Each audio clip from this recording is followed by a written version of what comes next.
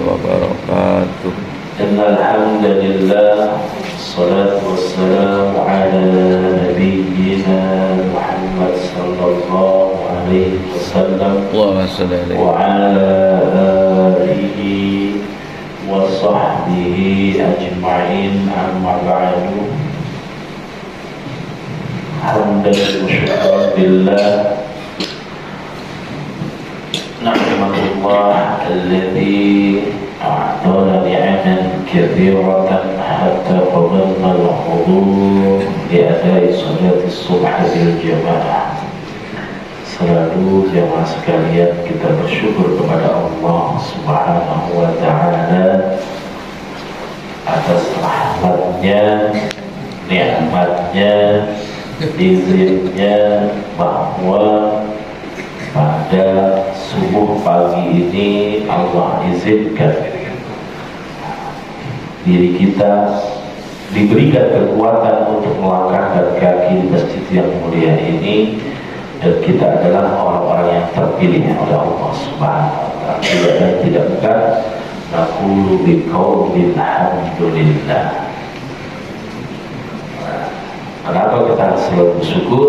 Hidayah yang akan kita bicarakan pada pagi hari ini. Petunjuk itu hak prerogatif milik Allah. Makanya kita selalu bersyukur. Nikmat iman itu sangat berharga bagi seorang mukmin ataupun nanti orang yang akan mendapat hidayatul Islam. Assalatu wassalamu ala nabiyyina Muhammad sallallahu alaihi wasallam. Allahumma shalli wa sallim wa barik alaihi. Terlepas kita selalu berazam mendawamkan rutinitas salawat kepada Nabi kita Muhammad sallallahu alaihi wasallam, bentuk ikhtiar kita untuk mendapatkan syafaatul uzma nanti di yaumil akhir. Setidaknya jemaah sekalian, seminim-minimnya orang di lain aktivitas sholat dia lupa sholawat, ketika sholat pasti sholawat. At-tahiyyatul mubarakatus sholawatut thayyibatun. Assalamu alayka ayyuhan nabi. Coba di dalamnya jamaah sekalian. Assalamu alayka ayyuhan nabi. Kami memberi salam kepadamu. Alhamdulillah, bentuk ikhtiar kita selalu bersalawat kepada baginda Rasulullah. Jamaah sekalian, alhamdulillah, salah satu ikhtiar kita lagi selain bersalawat adalah mempelajari di majelis ilmi ini tentang sirah nabawiyah, yaitu perjalanan hidup Rasulullah sallallahu alaihi wasallam. Setelah bulan lalu kita menyampaikan bagaimana proses hijrah ilal Habasyah, perjalanan berpindahnya sebagian sahabat diutus karena tekanan dari Quraisy, Abu Lahab, Abu Jahal. Di pertama 16, setelah itu 80, kita bisa mengambil hikmah, ya. Sambil kajian di Ramadan aman tubariku jalan pergi yang menuju yang lebih baik pasti ada gantinya. Itu salah satu ikhtiar, hadiah yang Allah berikan kepada Rasulullah dan umat muslim. Raja Najasyi, Raja Afrika itu kan di akhir dia masuk Islam hidayah, kan saya bilang. Yang mana ketika Raja Najasyi wafat, Rasulullah melaksanakan sholat gaib. Begitu nikmatnya Raja Najasyi disolatkan oleh Rasulullah, walaupun dalam bentuk sholat gaib. Dan juga dari perjalanan hijrah yang bulan lalu kita sampaikan, itu bahwa Rasulullah itu mengambil keputusan berdasarkan wahyu, ya kan? Wa ma yantiqu anil hawa in huwa illa wahyuha. Kejadian di Mekah ketika hijrah pertama ada kejadian surat An-Najm, ya, masih ingat kan? Diawali dengan yang keluar dari lisan Rasulullah itu bukan hawa nafsu, tapi langsung dari Allah segala sesuatu gerak-geriknya perintah. merangkul dengan bahasa Arab pada bangsa Arab ketika itu, dibacakan surat Najm dari awal sampai akhir, ya kan? Fa'budu wasjudu di akhir surat itu. Intinya apa? Nyembah kamu kepada Allah, sujudlah. Asjudu wa'budah, itu intinya. Setelah itu mereka sujud, dan kabarnya ada dua hoax, dua manipulasi, ya kan? Dipitnah. Yang mana sampai ke Habasyah negeri Ethiopia itu orang-orang Quraisy masuk Islam, mereka balik lagi, kembali lagi ke Mekah. Tapi di Mekah kabar yang beredar Muhammad menyebarkan sihir, sehingga mereka serempak sujud ketika dibacakan surat An-Najm. Jadi Watilkal ayyam nudawiluha bainan nas. Saya ulang terus bahwa dalam Al-Quran Allah menyampaikan hari kejadian yang kita lihat, fenomena sudah pernah ada terjadi di zaman sebelumnya, ya, sudah ada. Apa fenomena yang viral sekarang? Ya kan? Buka aurat di jalanan, laki-laki lenggak-lenggok kayak perempuan, perang, food fashion, apalagi itu satu lagi, fashion lagi diserang ya, film atau apa lagi. Melalui majelis ilmi ini, kajian ini, kita sampaikan biar nanti pulang ya merangkulku anfusakum wa ahlikum nar, supaya kita kuatkan. Di zaman Rasulullah dulu parah, kan sudah saya sampaikan, atau belum ya di masjid ini.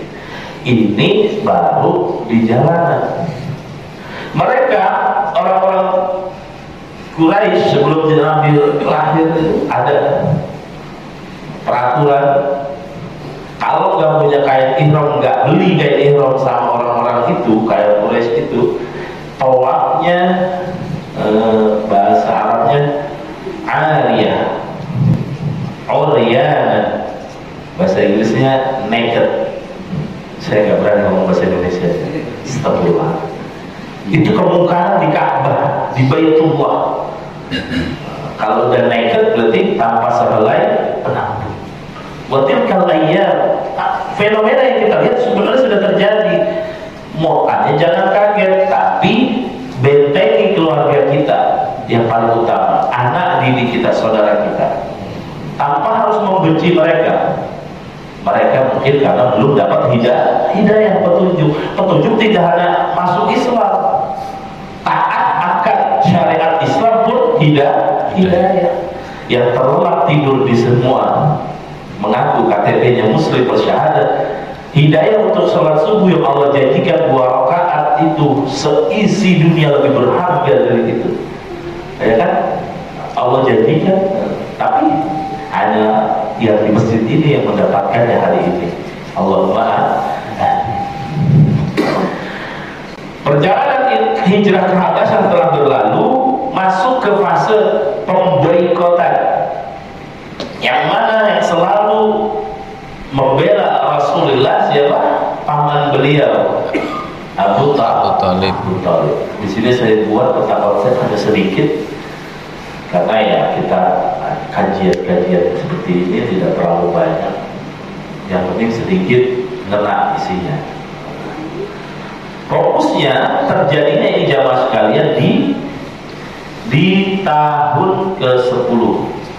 Nah ini kalau saya lihat ini tahun ke-10, tahun 10 kenabian, ketika Nabi Muhammad diangkat menjadi Rasul, mendapat wahyu umur 40 tahun. Berarti 10 tahun kenabian, umur beliau 50 tahun, umur 50 tahun. Paman beliau ketika itu Abu Talib umurnya 80 tahun. Sebelum wafat itu kita ceritakan dulu Abu Talib bagaimana sebagai seorang paman, dan juga dia orang yang disegani di Bani Hashim. Ketika itu sudah dikorbankan hartanya, ya, jiwa raganya membela keponakannya, ya kan? Di pertemuan sebelumnya bagaimana Abu Talib itu dikasih penawaran bergaining, ini kita bawa nih Yang paling terakhir itu kita bawa anak muda ganteng, mirip-mirip pada Rasulullah rupanya, disuruh ditukar. Kami serahkan anak yang paling gagah di kaum kami, tukarkan dengan keponakan untuk kami binasakan, untuk kami bunuh. Apa Abu Thalib jawabannya? Itu orang jahiliyah gitu. Kalian datangkan orang anak muda, kalian serahkan kepadaku, aku serahkan keponakan untuk kalian bunuh. Tidak bisa. Kalau perang sekalian. Benar. Kenapa Abu Thalib sampai segitunya? Paman Rasulullah ketika dia pertama diajak dialog sama Quraisy sebelum yang kedua ini, disuruh kaget. Oh, ponakan itu ada bawa ajaran baru ya, dipanggil Rasulullah oleh Abu Thalib. Apa yang kau bawa? Apa yang kau bawa? Ya Allah, mau ajaran yang Allah berikan. Tuhan yang disembah bukan patung, cara beribadah bukan seperti itu, patung kita yang buat dan sebagainya. Walaupun mereka mau, kata Abu Thalib ketika itu kan tanya kepada Rasulullah, walaupun mereka Quraisy mendatangkan matahari, ya kan, taruh di depan mata beliau, tidak akan meninggalkan dakwah ini. Itu Rasulullah keteguhannya. Sehingga Abu Thalib pun kuat membela Rasulullah, tapi secercah hidayah belum, tidak Allah berikan. Tidak Allah berikan. Jadi jangan heran Bapak Ibu sekalian, kalau masih ada family kita belum beriman, ini sekaligus sekelas Rasulullah,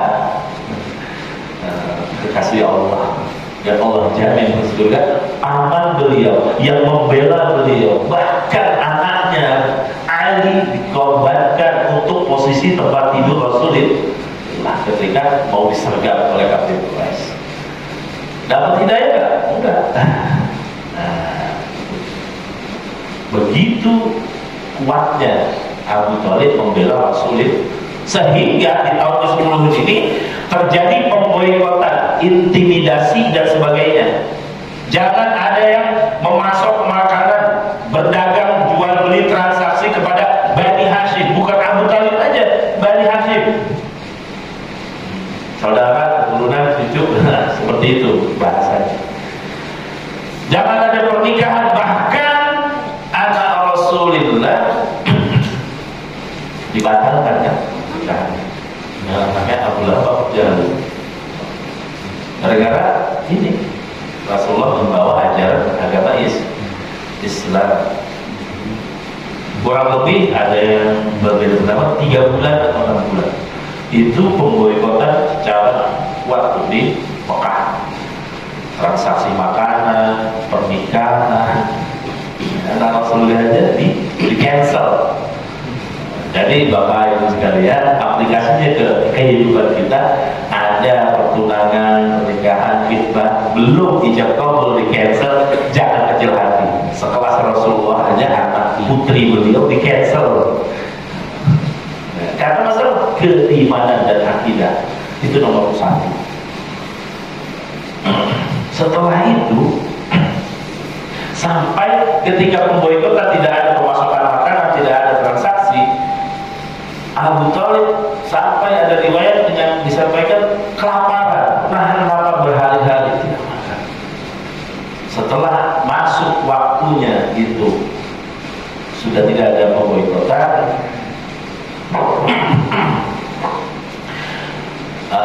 kurang lebih ya mungkin kaget kali ya lambungnya, sudah lama tidak makan enak atau apa. Allah takdir, paling tidak ini adalah takdir Allah. Allah berikan takdir bahwa ketika itu sakit Abu Thalib sama Rasulullah, Allah timpakan rasa sakit. Dalam kitab ala halma bi Abi Thalib malam yalbas an-nawafat az-maniyah wa kana wafatuhu bi Rajab. Dalam kitab maktub, Abu Thalib wafat ketika apa? Bulan Rajab. Abu Thalib wafat bulan Rajab tahun tahun ke-10 kenabian. Umurnya kurang lebih 80 tahun lebih lah. Tidak di bawah 80, tapi 80 tahun lebih dikit. Setelah 3 tahun, bukan 3 bulan, 3 tahun Bapak memboikotan kafir Quraisy kepada Bani Hashim. Memboikotan ini ya semua diboikot, di-cut, semua di-cut. Transaksi, nggak usah ada yang kasih belas kasihan, tapi ada yang membantu, ada. Nanti kita sebutkan. Ada. Nah ini kenapa saya ceritain Abu Talib. Tahun ke-10 ini setelah Rasulullah diangkat menjadi Rasul disebut Amul Huzni, tahun kesedihan. Ya kan? Amul Huzni, tahun kesedihan. Sekelas Nabi aja bersedih, berarti kita juga boleh berduka atas wafatnya keluarga kita dan sebagainya. Dalam kalau saya di tahun ke-10 kenabian ada 2 kejadian, 3, 4. Wafatnya Abu Thalib paman Rasulullah dan wafatnya istri tercinta beliau Khadijah radhiyallahu anha ummul mukminin. Dan nanti kita bahas ini di terakhir pembahasan menikah dengan Saudah binti Zam'ah. Harusnya saya karangnya ini warnanya hitam ini. Harusnya warna jelas. Istri kedua Rasulullah. Nah, oke. Kita coba sampaikan ya jamaah sekalian, disebut dengan tahun kesedihan apa? Sayangnya Rasul kepada paman dan Khadijah. Berdua nih, istri Rasulullah dan paman beliau yang menopang, menyokong, membela jiwa dan raganya untuk dakwah Rasulullah, yaitu mendakwakan Allahu Ahad, Allah itu satu, agama yang diturunkan wa huwal Islam. Ya, inna dina indallahil Islam. Wafatnya paman Rasul Abi Thalib, wafatnya istri Rasulullah Khadijah radhiyallahu anha, dan dakwah Rasulullah dicemooh di muka. Ya sebelumnya juga udah kejadian An-Najm kan, surat An-Najm dan sebagainya, tapi semakin dicemooh. Abu Thalib wafat ketika itu. Sebelum kita ceritakan wafatnya, nah ini kan sudah diulang. Nah, kan sakit Abu Thalib. Ketika sakit itu Rasulullah menghampiri Abu Thalib. Di sini ada teksnya Bapak Ibu sekalian. Rasulullah berkata, "Ayyu'an kul la ilaha illallah kalimatun ahaj alaka biha indallah." Wahai paman, ucapkanlah la ilaha illallah, satu kalimat yang dapat engkau jadikan hujjah alasanmu di sisi Allah sehingga engkau dimasukkan ke surga. Dalam keadaan sakit, sakaratul maut, inilah peran kuasa Allah tunjukkan kepada seluruh makhluknya, makhluk kekasih utusan Allah Nabi Muhammad, keluarga beliau, paman beliau yang sangat menyayangi beliau, itu pun ketika sakaratul mautnya benar-benar diganggu oleh syayatinul insi, syaitan yang berbentuk manusia. Siapa? Di sini kita lihat Abu Jahal dan Abdullah bin Umayyah menyela itu apa ya? Ketika Rasulullah mengatakan ayyu'an, kan lagi sakit nih Abu Thalib, ayyu'an kul la ilaha illallah, wahai pamanku, ayolah katakan aja la ilaha illallah Muhammadur Rasul kalimatun ahaj alaka biha indallah. Ini kalimat la ilaha illallah bisa menjadi alasan engkau masuk surga nanti. Allah akan hapuskan seluruh kesalahanmu di sebelumnya. Ketika itu Abu Lahab dan Abu Umayyah ini, Abu Jahal dan Abdullah bin Abu Umayyah menyela. Ntar dulu kata. Di sini saya baca bahasa Arab, ini bahasa Indonesia ya terjemahan. Abu Jahal wa Abdullah bin Abi Umayyah, ya Abu Talib, atarghabu an millati Abdul Muttalib? Atarghabu an millati Ibrahim? Mau ninggalin katanya gitu. Ya kan? Engkau tidak menyukai agama Abdul Muthalib. Siapa Abdul Muthalib? Ayahnya. Ya kan? Kan beliau raja yang menemukan air zam-zam. Sudah pembahasannya di sini. Raja. Kamu mau ninggalin? Ya. Wahai Abu Talib, apa kau tidak menyukai? Kalau ada kalimat rohibaan, berarti dia tidak suka. Atau rohibaan millat Abdul Muthalib. Redaknya gitu bahasa Arabnya. Kamu gak nyukai Abdul Muthalib?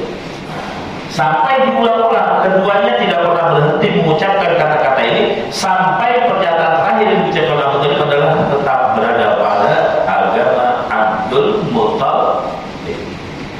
Sakaratul maut itu sangat itu apa namanya, urgent, penting.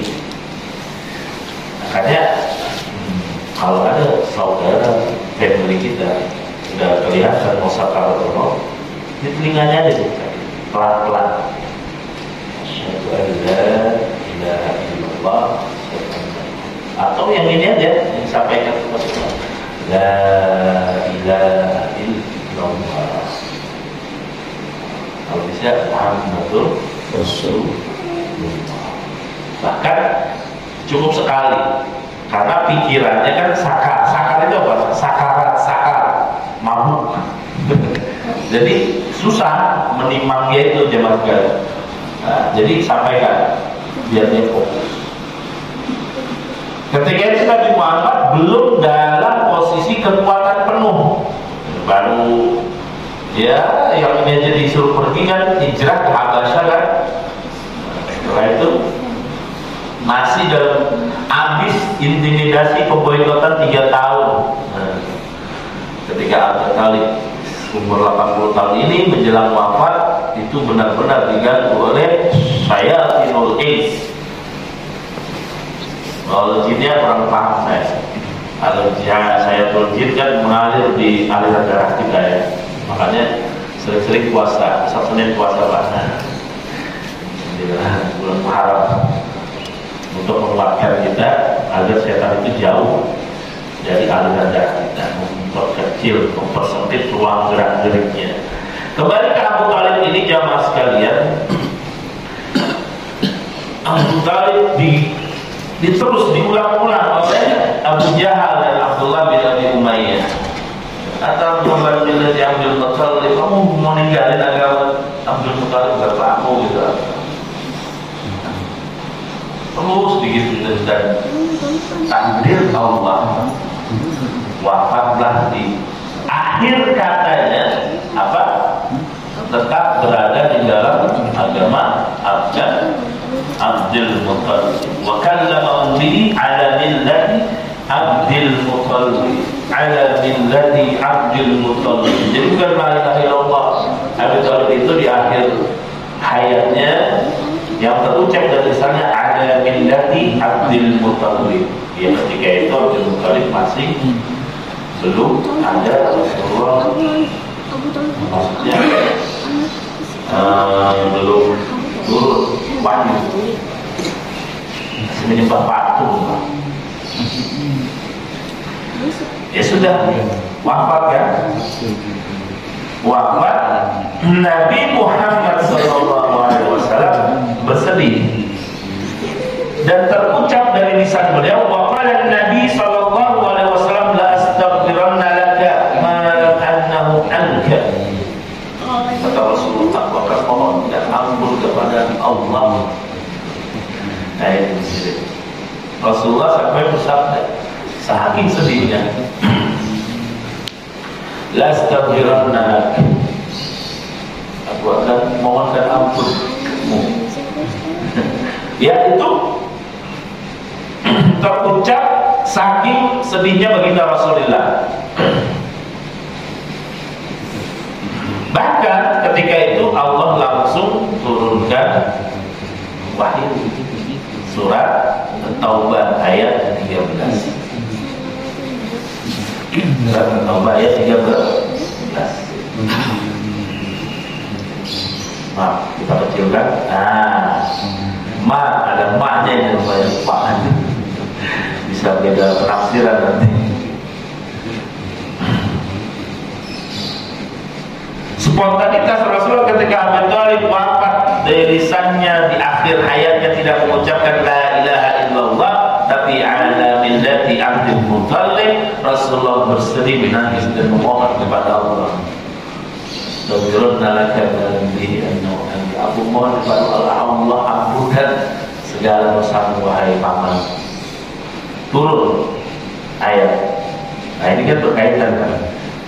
Rasulullah bimbing itu maka dari Nabi walladzina amanu ayastaghfiru lil musyrikin walau kanu uli qurba min ba'di ma tabayyana lahum annahum ashabul jahim.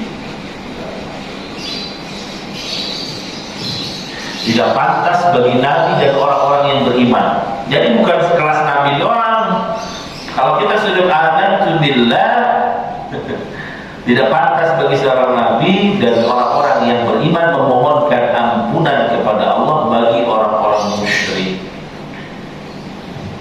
Bedakan ya, ampunan sama supaya diberi hidayah. Kita harus bisa bedakan. Ada di Arab Allah yahdi, sapaannya itu Allah yahdi. Kayak gitu orang Arab. Semoga Allah memberimu hidayah. Kalau dia beriman, hidayah untuk taat.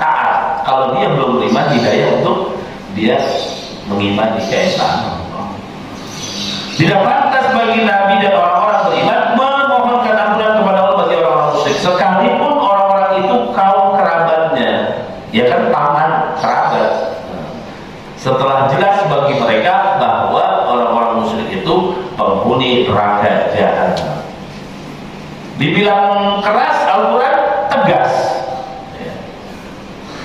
Al-farqu bainal mu'min wal kafir al-iman was salat. Ya kan? Perbedaan itu dia tidak mengakui Allah dan tidak sholat, kafir kan? Musyrik. Bahwa kabarnya mereka nanti di neraka jahanam. Sekalipun mereka yang tidak beriman dan bahkan tidak mengakui Tuhan ateis, mereka pasti mengakui akan namanya kematian. Tidak ada yang abadi di dunia ini. Nah, kabar ini benar dalam surat At-Taubah. Makanya Rasulullah disampaikan Muhammad dalam bahasa dalam Al-Quran. Habis itu turun lagi surat, habis surat Taubah Al-Qasas, innaka la tahdi. Nah ini dikit, la tahdi. Nah, ini maksudnya apa? Hidayah, ya kan? Ada huda. La tahdi man ahbabta walakinna Allah yahdi man yasha. Ditutup wa huwa a'lamu bil muhtadin. Wahai Rasulullah, wahai Muhammad, innaka, sesungguhnya engkau Muhammad tidak dapat memberi petunjuk kepada orang yang engkau cintai, orang yang engkau kasihi. Allah tegur, Allah sampaikan. Kan ketika wafat, lisannya tidak mengucapkan Allah, Rasulullah sedih, minta ampun, mohonkan ampun dia Abu Thalib dan ikhlas. Astagfirullah. Turun ayat 2 langsung tuh. Sungguhnya engkau Muhammad, saya garis hitam supaya lebih ditekankan. Tidak dapat memberi petunjuk kepada orang yang kau kasih, tapi Allah memberi petunjuk kepada orang yang dia kehendaki. Mayyasha. Allah punya kuasa menunjukkan di sini seberapa dia berimannya, bertakwanya, alimnya. Sekelas Nabi saja, Muhammad pemimpin para nabi, bahkan yang memberi syafaat nanti hanya Nabi Muhammad di yaumil akhir, tidak bisa memberikan hidayah, mengajak paman yang beliau cintai dan kasih. Dia wa huwa a'lamu bil muhtadin. Dia Allah mengetahui yang mau menerima petunjuk. Jadi siapa aja? Orang yang menerima Islam cuma satu, Pak. Cuma dua, Pak. Orang yang tidak mau menerima Islam, kebenaran agama Islam cuma dua. Kalau nggak dia sombong, dia bodoh, paham? Dia cerdas, dia pintar, dia tahu, tapi tidak mau menerima Islam, berarti dia sombong. Atau dia tidak tahu Islam, berarti memang jahil. Maksudnya jahil bukan membodohinya, memang belum tahu informasi kebenaran agama Islam. Ya kan? Kebenaran Fir'aun itu kan orang Prancis, orang kafir yang itu yang nemuin. Allah abadikan dalam Al-Quran jasadnya utuh 1400 tahun lebih dari zaman Nabi Musa. Masuk Islam gak pernah paham saya, Maurice namanya kalau nggak salah. Fir'aun. Maulid Bukhair itu ya. Alhamdulillah zaman literasinya kuat. Itu kan orang Prancis Pak ya, betul ya. Meneliti jasad Fir'aun kenapa utuh gitu kan. Tidak hanya masalah ilmu kelautan itu zat garam yang tinggi, tapi di Al-Quran kitab suci umat muslim ini sudah ada diabadikan. Banyak kebenaran yang makanya itu Allah menunjukkan aku yang maha mengetahui siapa yang akan mendapat petunjuk. Ilmuwan itu banyaknya banget. Allah Israel Amerika kalah sama Israel. Ilmuwan itu berarti cerdas kan? Berarti kalau tidak mau menerima keesaan Allah atau agama Islam, Allah belum beri hidayah karena dia cuma antara dua itu. Kalau tidak sombong, dia sudah tahu informasi kebenaran Islam, tapi tidak mau mengimaninya. Oh iya, tapi dia nggak mau. Sombong. Atau memang dia nggak tahu informasinya. Kita buktikan. Lihat aja di Google. Para mu'allaf berbalik 190% sama yang murtadin. Murtadin orang yang murtad cuma sama kebalikannya.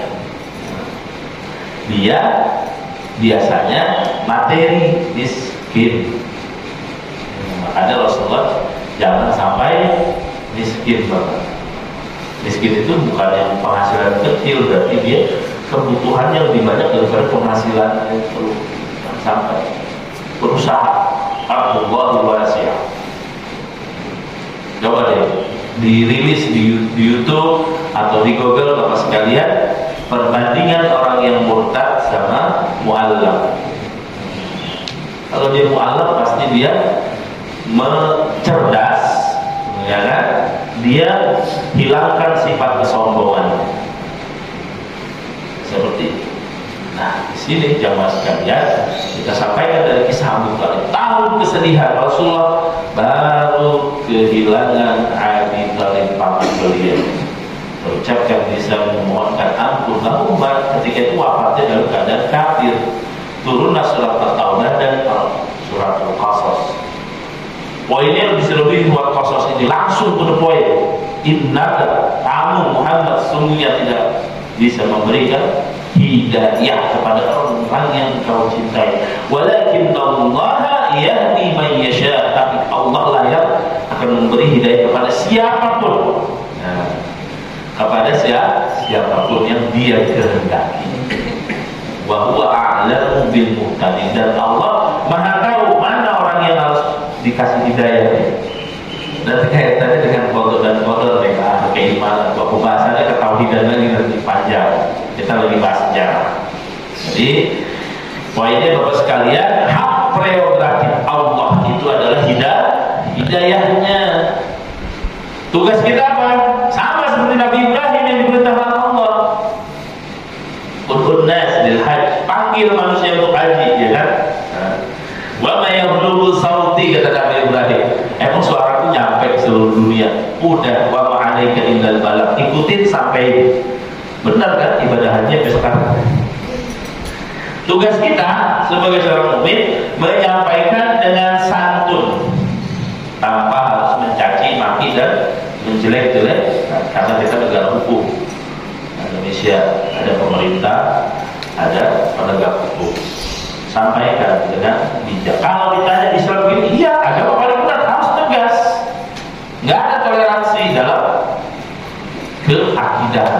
keyakinan. Lakum dinukum waliyadin.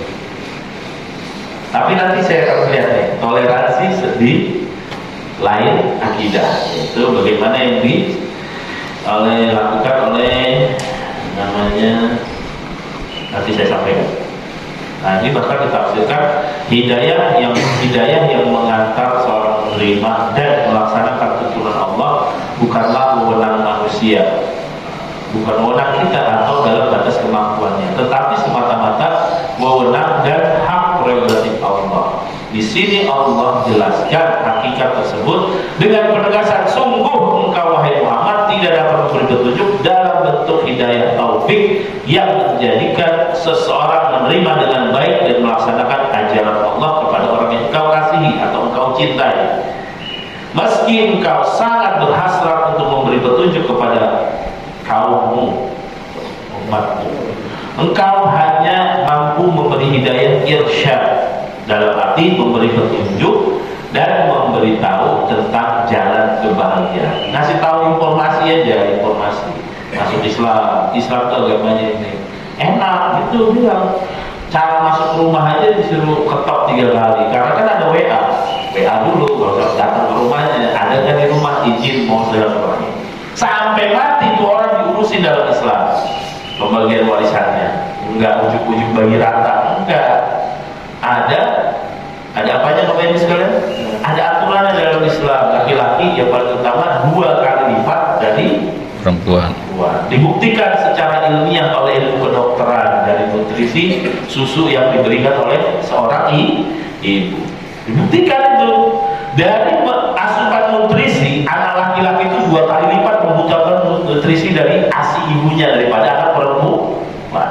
Itu ilmu kedokteran, ada di internet sekarang, cari. Di Al-Quran 1443 tahun yang lalu sudah dibuktikan. Dapat hidayah nggak semua orang? Enggak, ini kita nyampein aja. Itu enaknya Islam. Laki-laki 2 kali lipat dapatnya warisan. Mau ke kamar mandi aja diajarin, masuk kaki kiri dulu. Tapi nggak tahu saya cara dokternya belum lihat. Tapi istinja, buang air besarnya jongkok, ya kan? Itu terbaik dalam ilmu kesehatan daripada yang kawaset duduk. Dalam ilmu kesehatan dibuktikan. Sholat kita dibuktikan dalam ilmu kedokteran. Tapi itu kan datangnya nanti. Yang pertama hidayahnya dulu, taatnya dulu, sholat dulu, sujud dulu. Alhamdulillah saya pribadi kalau pusing dikit atau dikit, ya panjangin aja sujud terakhirnya. Tapi niatkan lillahi ta'ala, alhamdulillah berkurang sedikit. Karena sholat juga itu sehat bagi kita. Irsyad arti memberi petunjuk, info-infonya. Akan tetapi Allah lah yang memberi petunjuk keimanan hidayah untuk mantapnya seseorang, itu Allah yang ngasih klinknya nanti. Ya, saya mantap berserima hidayah, membuka hatinya dan lebih mengetahui orang-orang yang menerima petunjuk. Jamaah sekalian, dari kisah Abu Thalib ini sangat memberi kesan kepada kita, ya, bahwa keluarga kita pasti mendukung aktivitas kita. Tapi kalau ada saudara, tetangga, teman yang masih belum mendapatkan hidayah, sudah doakan supaya mendapat hidayah, bukan didoakan ampunannya, bukan. Karena di situ Rasulullah pun ditegur dalam Al-Quran surat Taubah. Peran Abu Thalib mengapa begitu Rasulullah begitu sedih ketika Abu Thalib wafat. Di sini perannya kita lihat. Merawat Rasulullah dari umur 8 tahun. Ya. Dirawat. Anaknya Abu Thalib banyak, Pak. Ya. Sehingga dirawat dari kecil, terus diajak berdagang. Ya kan, ke Syam itu kan diajak berdagang, yang sehingga rahim itu pendeta mengetahui ciri-ciri Rasul itu di pundaknya Rasulullah itu, ingat ada gundukan dikit seperti buah apel. Mungkin bisa di cross check di Syama'il Muhammadiyah, kitab ciri-ciri fisik Rasulullah itu. Terus Abi Thalib itu udah tahu, dikasih tahu rahim jangan dibawa orang Yahudi itu tahu dia bakal jadi nabi dibunuh. Kan ada nabi yang dibunuh kan, bapak sama anak nabi dibunuh kan. Nah, orang Yahudi dia tahu, orang-orang rahib itu, para pendeta ketika itu yang bertemu dengan Abi Thalib. Kenapa jalan itu kan, rombongan kabilah itu awal ngikutin. Terus ketika duduk di pohon korma, tak jatuh berteduh. Itu pasti nabi, kata mereka. Ini zamannya Abu Thalib ketika mengasuh Rasulullah. Bahkan ada kejadian unik. Rasulullah itu kalau lagi jam makan di keluarganya Abi Thalib, anaknya kan banyak itu pada berebutan makan. Rasulullah enggak. Nah, dari kecil udah Allah kasih nih hamba spesial, nggak mau ikutan berebutan makan, sehingga Abu Thalib bersama istrinya setiap mau makan menyisihkan makanannya untuk Rasulullah. Begitu sayangnya, lihat, sayang banget disisihkan gitu. Tapi bukan Rasulullah minta, tapi membiarkan ini para sepupuku duluan lah, rumah-rumah mereka aku alhamdulillah sudah dirawat oleh pamanku, bahasa kita seperti itu mungkin. Disisihkan. Baiknya ketika apalagi mau dikejar ya kan, anak Abi Thalib anaknya itu kalau tidur di sini, kalau nggak dibuka terus selimut langsung tusuk aja pakai pedang.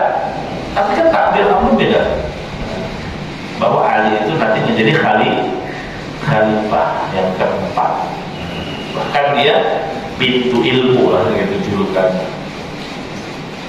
Nah ini peran Abu Thalib banyak, saya ringkas hanya 3. Dari berdagang itu meluas, dan juga apa jemaah sekalian yang menikahkan Rasul dengan Khadijah. Sudah dijelaskan kan bagaimana prosesnya Rasulullah di Khadijah mengutus Nafisah, ya kan? Nafisah untuk comblang lah. Akhirnya menikah dengan Khadijah. Itu Abu Thalib juga yang berperan. Nah, dari kisah Abu Thalib saya ingin disebut sedikit namanya Mut'im bin Adi, seorang kafir Quraisy, kafir nih, tidak muslim, yang banyak jasanya kepada Rasulullah. Tidak hanya Abu Thalib, ada namanya Mut'im bin Adi. Salah satunya ketika membantu Rasul ketika diusir ke Taif. Taif itu jaraknya 60 mil dari kota Mekah. Itu kan ketika dari Taif itu dihina, dicaci, didukai, Rasulullah mau balik ke Mekah, dihadang oleh orang-orang kafir Quraisy yang ngasih jaminan itu namanya Mut'im bin Adi. Tapi dia kafir, dia menjamin Rasulullah bisa masuk ke Mekah lagi. Jadi di Kapolres, di penjara, jaminan udah ada dari dulu nih jaminan. Rasulullah dijamin ketika itu oleh Mut'im bin Adi, masih keadaan kafir. Sehingga ketika perang perang Badar ya, Badar Kubro, nanti kita jelaskan ini intermezzo aja. Di perang Badar itu tawanannya ada kurang lebih 70. Rasulullah berkata, andai saja yang datang ke saya di Mut'im bin Adi untuk meminta dilepaskan tawanan perang Badar, akan dibebaskan karena jasanya ketika menjamin Rasulullah diusir dari Taif. Karena jasanya ini namanya toleransi di luar akidah. Kan tawanan perang aja ada toleransi. Rasulullah sampai seperti itu. Tapi yang itu kan jadiannya nggak ada, motivasinya nggak ada. Rasulullah SAW kalau di Mut'im bin Adi yang datang minta dilepasin 70 tahunan Badar, kami lepaskan karena begitu besar jasanya ketika itu. Tapi ini dalam keadaan kafir. Jamaah sekalian, ini jadi hidup itu ada sosialnya. Al-insanu madaniyun bin tab'i. Kita hidup itu saling berdampingan, saling membutuhkan satu sama lain. Tinggal garis koridornya kita tentukan mana yang di dalam koridor akidah, mana yang sosial. Kalau ada tetangga kita, dia bukan orang Islam, sakit, bantu.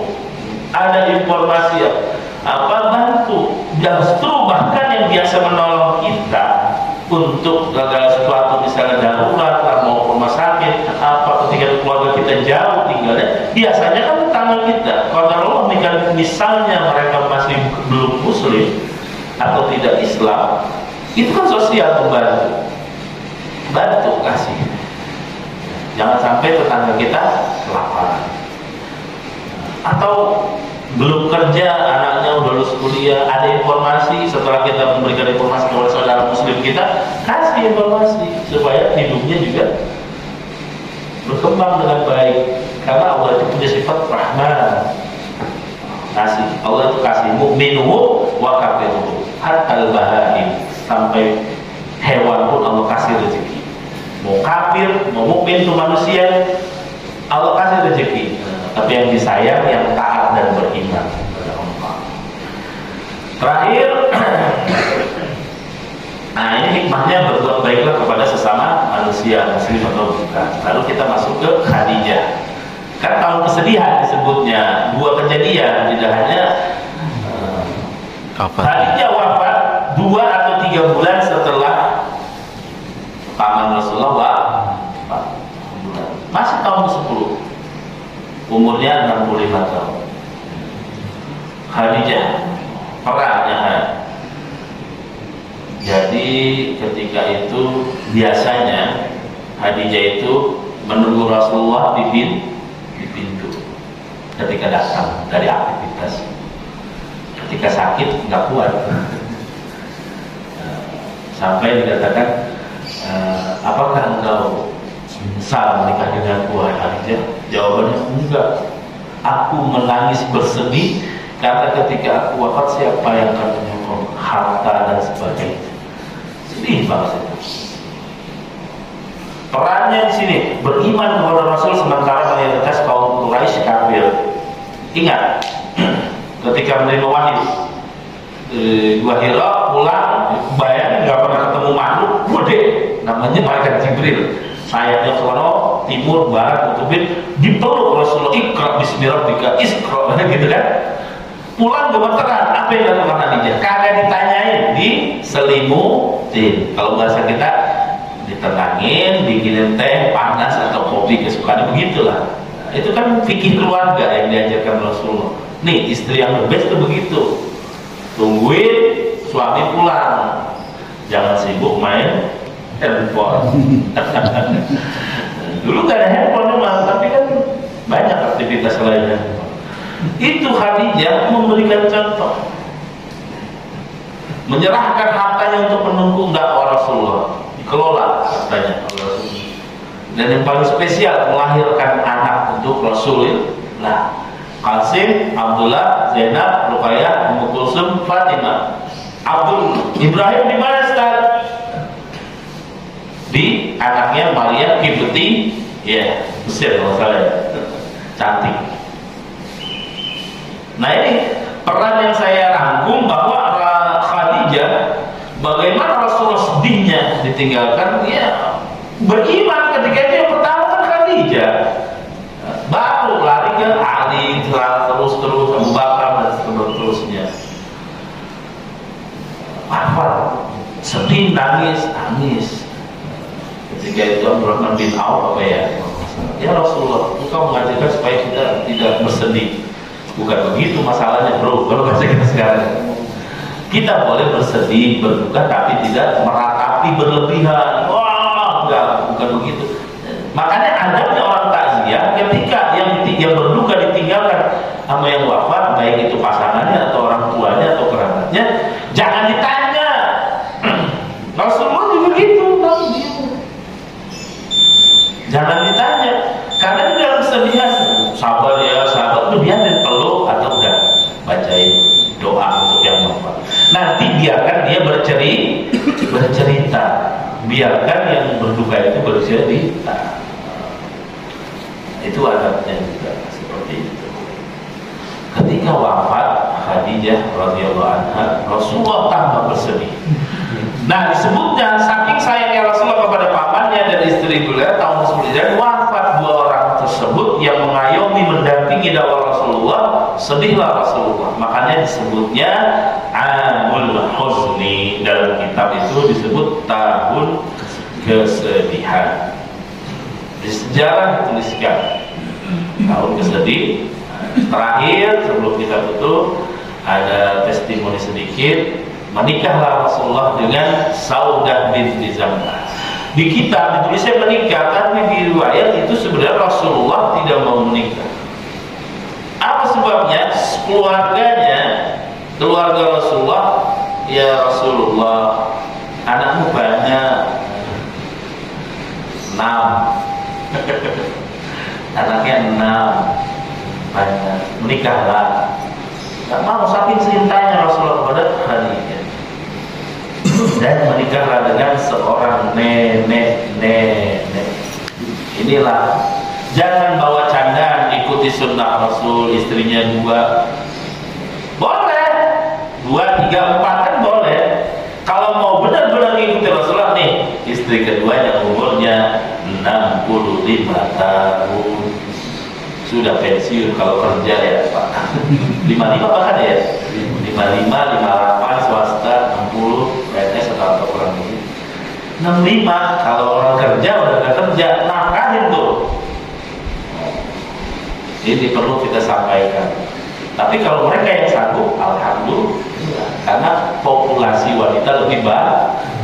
Cuma kalau tekankan la ta'dilu dalam Al-Quran, kan bakal bisa adil. Tanya sama yang 3 istrinya, 2 istrinya yang punya, enggak bakal bisa adil. Sekelas Aisyah aja cemburu. Menikah dengan Saudah binti Zam'ah yang sudah umur 65 tahun, dibujuk menikah karena apa? Anaknya banyak, masih kecil-kecil, jamaah sekalian. Mengasuh itu ibu, bapak itu berdialog, mana kan? Pasti nggak ada yang kuat. Wafat istrinya pasti butuh, kalau punya anak butuh, harus ada yang mengayomi dan mendidik atau mengasuh. Sekalipun dia tidak menikah, pasti dititipin sama neneknya, ya kan? Jarang laki-laki yang bisa. Rasulullah dibujuk dan menikah dengan Saudah binti Zam'ah. Baru nanti setelah Saudah dengan Aisyah. Kelebihan keistimewaan Khadijah apa? Dikasih anak. Aisyah enggak, Saudah enggak, Sofia enggak, Hafsah enggak. Baru nanti Maria Qibtiyah, namanya Ibrahim. Nah ini terakhir, sebelum kita tutup, kisah-kisah perang istri Rasulullah. Nah kan banyak yang saya kasih bikin aja nih. Ada namanya Zainab binti Jahsh, itu kecantikannya kayak Rasulullah SAW. Sofia binti Huyai, masakannya enak.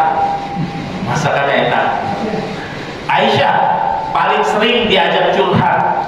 Jadi istri Rasulullah itu yang sering diajak curhat ngobrol Aisyah, dan juga sering mendampingi Rasulullah ketika turun ayat atau wahyu. Maria Qibtiyah, istri Rasulullah yang cantik di Mesir kalau nggak salah. Tinggalnya beda lokasi, dibedain dikit nih karena dia cemburu. Untuk setelah menikah Aisyah, anaknya Ibrahim wafat umur 1,5 tahun. 1,5 tahun anak Rasulullah pun wafat dari Maria Qibtiyah. Jadi wafat semua nih yang laki-laki. Kalau yang perempuan ya masuk Islam, akan dinikahkan kepada sahabat kan, seperti itu. Banyak istri Rasulullah, banyak kelebihannya dan juga peran-perannya, sehingga Aisyah satu kisah sangat cemburu kepada Khadijah. Kan dibilang di sini teman diajak curhat, Rasulullah ngajak, mau dengerin nggak cerita saya? Mau. Ketika dapat wahyu, itu Khadijah meluk saya, nenangin saya, nyelimutin. Marah Aisyah, cemburu. Aisyah mau udah rontok giginya, maksudnya apa? Udah ditelan bumi, udah wafat. Allah gantikan yang lebih cantik dan rupanya. Bahkan perawan tidak pernah disentuh laki-laki sebelumnya. Apa Rasulullah minta maaf? Dibela. Wallahi demi Allah, Khadijah lah the best kalau bahasa kita gitu. Setelah detik itu Aisyah gak mau nyinggung lagi Khadijah. Disitulah sifat kepemimpinan Rasul. Cinta pertamanya itu, istri pertamanya dibela. Mudah-mudahan kita bisa mengambil hikmahnya jemaah sekalian di tahun kesedihan ini. Hikmahnya buat yang tadi sudah ya, ketika wafat kita jangan berlebihan. Sejak wafat ada takziah, yaitu ya jangan ditanya-tanya, biarkan tunggu sampai dia bercerita. Karena orang yang dalam duka itu butuh dia meluapkan gaya kesedihannya. Kalau dia cerita baru ditanggapin, didengarkan. Jangan ujuk-ujuk kenapa, sakitnya gimana, gimana, udah gitu. Yang benar doain, udah doain ya Allah, maghfirlahu warhamhu, atau perempuan maghfirlahu warhamhu dan sebagainya. Jamaah sekalian, terima kasih. Inilah pembahasan kita pada pekan ini tentang kaum kesedihan, sosok Abu Talib, sosok Khadijah radhiyallahu anha, dan juga di mana setelah keduanya wafat, di anak-anak Rasulullah nggak ada yang ngasuh nih, harus butuh seorang ibu. Menikahlah dengan Saudah binti Zam'ah. Jazakumullah khairan katsiran, semoga bermanfaat bagi ibu sekalian. Aqulu qouli hadza wa astaghfirullah li wa lakum. Wassalamu alaikum warahmatullahi wabarakatuh. Waalaikumsalam warahmatullahi wabarakatuh.